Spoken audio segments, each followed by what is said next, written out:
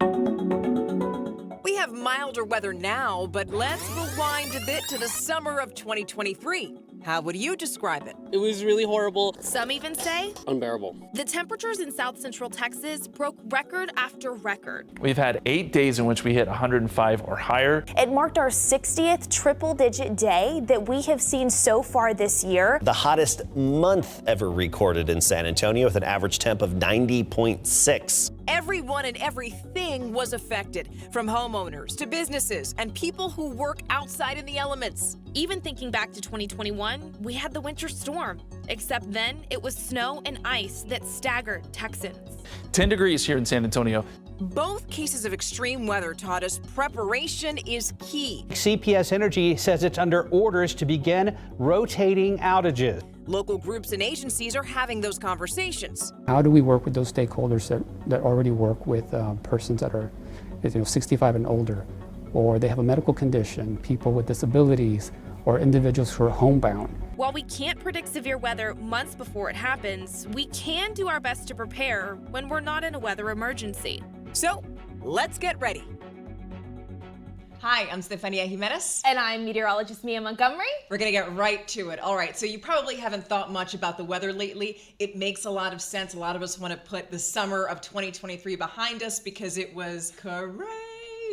It was so hot. So, I mean, 2023 was the hottest year on record, but let's put that into a little bit more context. Yep, so hottest summer on record. So typically when we talk about meteorological summer here in San Antonio, meteorologically, that is defined as the months of June, July, and August. And yes, 2023 was the hottest summer that San Antonio has seen since records have started being kept back in the mid-1880s. So the hottest summer on record, of course, is the first one. So on average for June, July, and August, that average temperature came in at 88.7 degrees. On top of that, the hottest month that we have ever seen on record was August, which contributed to the entire summer being very, very hot. The average temperature there just for the month of August was 90.6 degrees here in San Antonio. Then another record, the third one, most triple-digit days that we have recorded in a year. That one definitely was a bit painful to keep showing that graphic, and the number just kept getting higher and higher.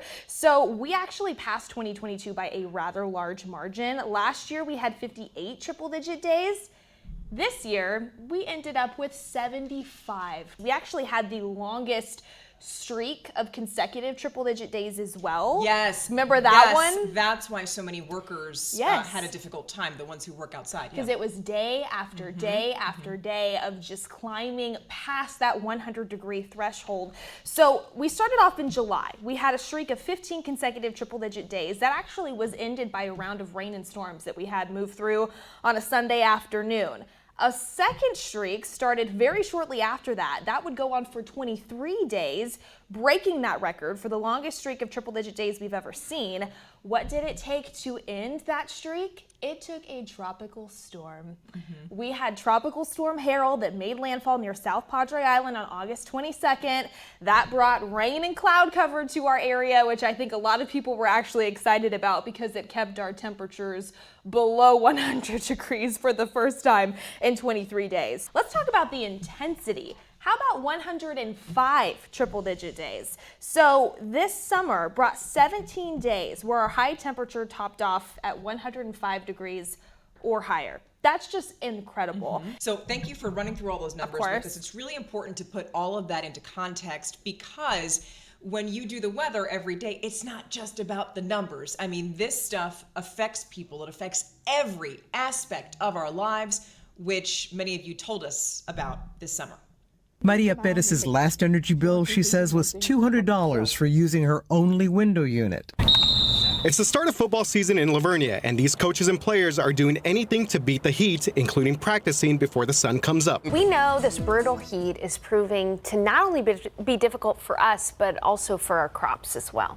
We were seeing the signs of heat stress and fruit loss, and plants are just generally suffering. They're wilting by the afternoon. Have you checked your AC unit? A local service company says during the summer of 2023, they had double the number of customers calling for help. Owner Angela Cordoba is having trouble freezing her product in triple-digit temperatures. All this part here, like getting melt. We know it gets hot here. Yep. It's San Antonio. This is nothing new, but what made this summer different? Yep. So I think that that's a great question to kind of start off with, because that's exactly right what you just said. We know that it gets hot every summer just from where we are geographically located on Earth. But what made this summer so different is the fact that we broke so many records. What we were talking about a little bit earlier, it's just this unprecedented heat. We don't normally break those amounts of records in a given year. That's why they're called records and they're not called averages, right? We were so much above the average. So it has to do with the frequency, it has to do with the intensity, and of course the duration of these heat waves that we saw specifically this year and this summer that made it so different compared to years past. Is this the new normal? Because the answer to that question affects everything as we move forward preparing. It does. It affects our infrastructure. It affects our day-to-day life, especially when we get into those summer months. So in terms of a general warming trend, yes, that is going to be our new normal, but we're not at the point to where we're going to see as intense of the heat that we saw this summer every single summer just yet. It's just on average, our summers are going to start to warm. And I did ask Dr. NG about that as well. And this is what he had to say. He said, quote, summer temperatures across the state are going up about 0.6 of a degree per decade. But from what we've seen, we know that can be accelerated by climate change. From everything that you just said, what I gathered is that we have to get ready. We do. We have to get ready. We have to prepare. One of the biggest things that we can do is to make sure that we're healthy and that our institutions and that our programs here in the city are able to help us out in the case that we do get in trouble. And that's exactly why we went to the San Antonio Metropolitan Health District, which we call Metro Health. They're already looking ahead to make sure that San Antonians are prepared no matter how high or how low the temperatures get. Take a look. In 2021, we had 310 calls to EMS for heat-related stress. Jumped to last year, 2022, that number jumped up to 498 calls. In 2023, that skyrocketed number went to 781 calls to EMS. So there was a significant number of calls coming in for heat-related stress. Right now, we're currently working to then prepare for a possible, winter storm, and making sure that our families will have information about what they need to have ready. That includes having an emergency contact list ready, making sure that they're having, again, a kit at home that has batteries, a battery-operated radio, flashlight, water, non-perishable foods, and then also medications, not just for a few days, but longer than that. And making sure that they have that available, but also making sure that they're also protecting their home. So making sure that they're filling gaps in windows and doors at this time, making sure that they're getting ready to cover their pipes, protect their pets and also their plants. All right, so those are the 4 Ps: people, pets, plants, and pipes. So let's stick with the people theme a little while longer. So Mario Martinez mentioned senior citizens and how vulnerable that they can be during times of extreme temperatures. And if you know someone who needs help, make sure that they know all about the community centers in our area. And Steph, you visited one. That's right, the Normoil Community Center, a really, really nice place. I was impressed. I mean, they have a gym, cafeteria, computers, all of these things where people, really it's a community resource where people can just go during most of the day and stay entertained, but also stay safe. Most importantly, these community centers are really, they're like a refuge for the community, especially seniors here in the Bexar County area who need company and also a safe place to get away from the heat or the cold. How many seniors do you have here that are active members? At an average day, we have about 115 people coming through our doors daily. Yes. That's a good amount of people that you have here, depending on your services. Now I want you to go back. Winter, the freeze. The freeze. That must have been awful. The freeze was horrible. So this particular neighborhood is an older neighborhood, and so they weren't very much equipped with, their pipes. Many of them lost, water in their homes because they had a lot of pipes bursting. We had busted pipes in the showers. We had busted pipes in the washer. We had a busted pipe under the house. Yes, it's a nightmare. I can't believe it's going to be almost 3 years, but. Yeah, because I lost power from the first day. I had no power at my house. We do have some programs that come in and talk about what to do in case of an emergency, how to prepare in case there is an emergency. In the summer, we do have Project Cool, and so any of our members who need a fan, we are able to provide them a fan free of charge. And then during the winter, we usually have where we can connect them to resources where they can get small heaters for their homes in case they do need that. We know that the grid is ultimately one of the bigger issues here, but what can we do proactively on an individual household level to prepare our homes, prepare ourselves for both the heat in the summer or sometimes maybe some extreme cold in the winter, should we run into these situations again? Well, I spoke to an expert at Consumer Reports to find out. When the power goes out, especially in the extreme heat or the extreme cold, many dangers can soon follow. Paul Hope, Senior Home and Garden Editor for Consumer Reports, says that the first option would be to have alternative ways to get some source of power back into your home. The generator is a gold standard in terms of having a source of backup power during periods of extreme heat.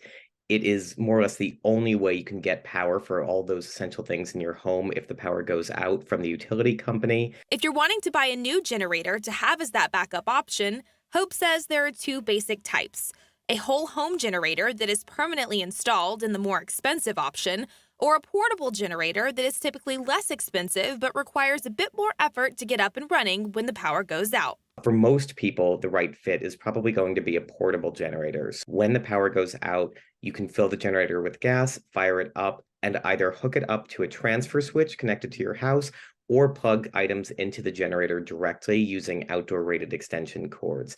During periods of extreme heat, there are a few other tangible items that you can buy after the generator kicks on to help, including fans and window air conditioners. But for many families, it may not be feasible to drop everything and buy these items, especially brand new. Hope says there are a few low-cost options that are worth considering to help as much as possible, especially when it comes to keeping food and other necessities cold. Coolers are another option that a lot of people don't consider. During periods of high energy usage, when the grid goes down, everything from your fridge and freezer to deep freezers and mini fridges will also go out. So coolers are a great way, especially when coupled with ice, to save, any of that food from going bad for at least a few days. Generators also see a lot of use during periods of extreme cold. In fact, Hope says that cold weather events typically cause more power outage events when looking at the entire country. And as we all know, Texas is no stranger to power outages when the weather takes a turn in the winter. So after picking which option is the most practical for your household, if you're looking to snag a generator, the best prices are typically found in the spring. Generator sales remain pretty strong through the summer, fall, and winter. So it's really after that winter season when you can expect to maybe get a slightly better deal. Generator safety is incredibly important in these scenarios. Here are a few things to keep in mind. Never use generators indoors or in the doorway of an enclosed space. Keep the generator at least 20 feet from your house. Have all-weather, outdoor-rated extension cords, and always direct exhaust away from any occupied space.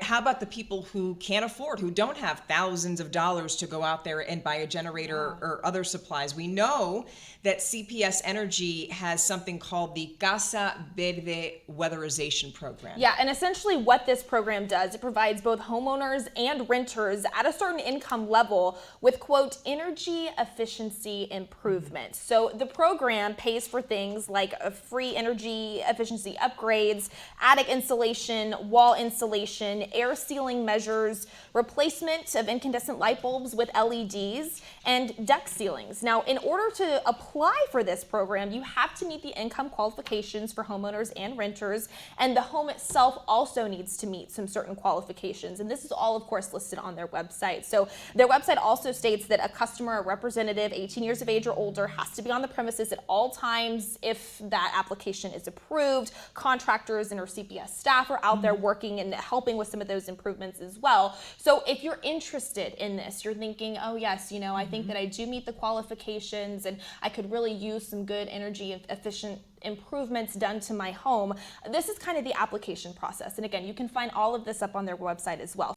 A lot of you, I ran into a lot of you who told me that you're already doing that. Actually, we went to the Edgewood ISD Police Department where officers and the chief there go above and beyond to make sure that their community is safe no matter whatever the weather may be.